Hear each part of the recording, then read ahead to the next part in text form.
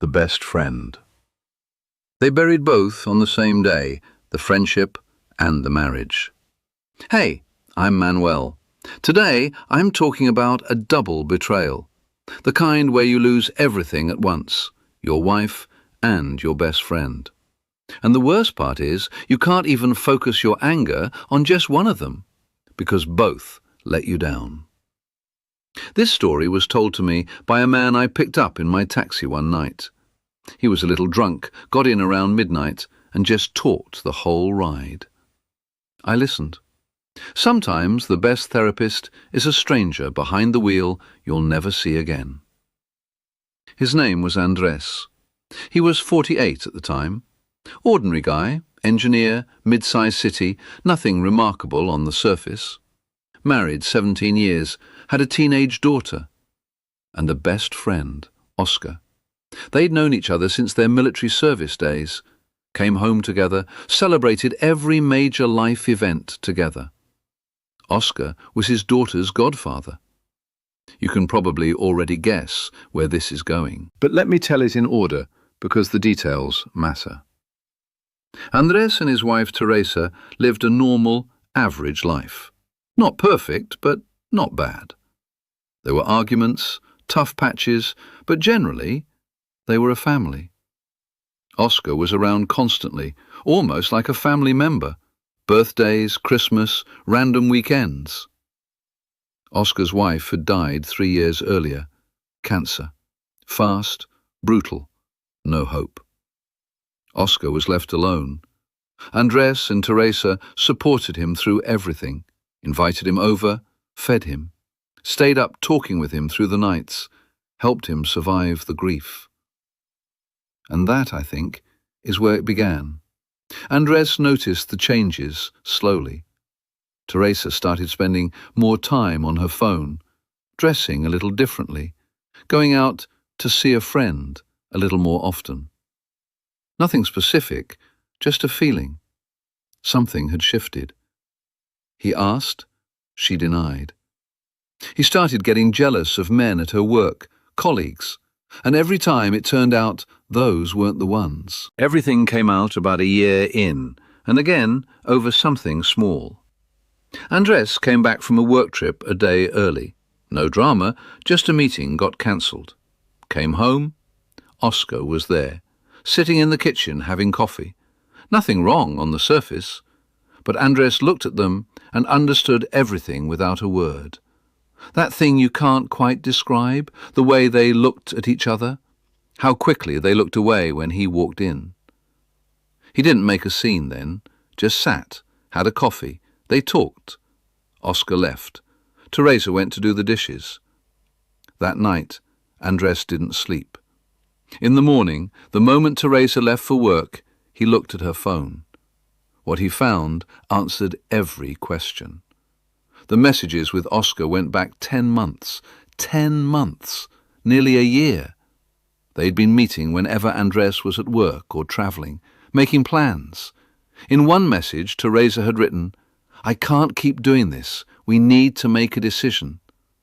Oscar replied, "Just a bit longer. I'm not ready." Picture that. Your best friend, your daughter's godfather, the man you helped through the death of his wife. And that man, while you were supporting him, while he was eating at your table, sitting on your sofa, was seeing your wife. Andres called Oscar, just said, "I need to talk to you." They met at a bar. Andres put the phone on the table, messages open. Oscar stared at it in silence, then looked up and said, "Andres, I'm sorry. I didn't plan it." Andres says that "I didn't plan it" hit him harder than anything else. So it just happened? It just kept happening, month after month? He just kept coming over to his friend's place and looking at his wife a certain way? He got up and walked out. Didn't hit him, didn't shout, just stood up and left. Teresa was at home. She already knew he knew. Oscar must have warned her. She was sitting there waiting, crying. She said she wanted to talk, that it wasn't what he thought, that it hadn't been serious, just closeness that grew from Oscar's grief and her own loneliness in the marriage. Loneliness in the marriage. That's what they call it when someone cheats on you. Apparently, Andres was always working, never present, never talked to her properly, never asked how she was. He asked, "Why didn't you just tell me?" She didn't answer. Then came the divorce. Their daughter was fortunately 18 already. She found out everything.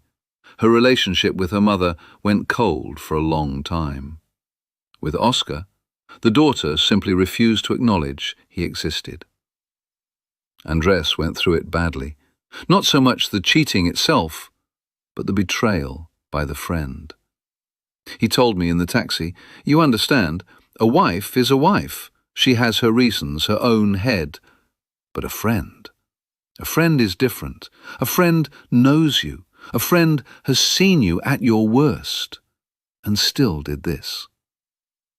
Oscar tried to reach out afterwards, sent messages, asked to meet, said he was sorry.